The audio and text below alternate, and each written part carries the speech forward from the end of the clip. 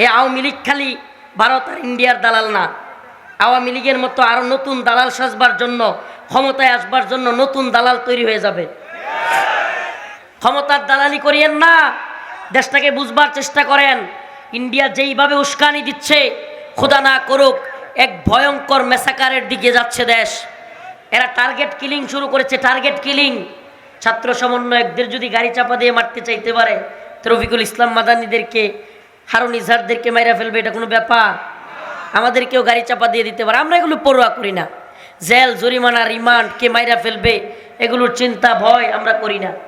কিন্তু এ জাতিকে সজাগ করে যাই, ও আমার জাতি, এই গদবাদা ওয়াজ মাহফিল একটু আসলাম, ভাইরাল বক্তা দেখলাম, এই চিন্তাটা একেবারে মাথা থেকে জেরে ফেলে দাও। একটু উম্মার চিন্তা, জাতির চিন্তা মাথায় ঢুকাও, দেশের চিন্তা মাথায় ঢুকাও। যদি না ঢুকাও, কাশ্মীর, আরাকান, উইগুরের মতো মাইর খাওয়ার জন্য তৈরি হও। এক কাশ্মীরে 10,000-এর অধিক আমাদের মা বোনদেরকে ইন্ডিয়ান সেনাবাহিনী ধর্ষণ করছে। 10,000-এর বেশি, কয় হাজার? অতএব ইতিহাস একটু জানা দরকার, ইতিহাস একটু পড়েন।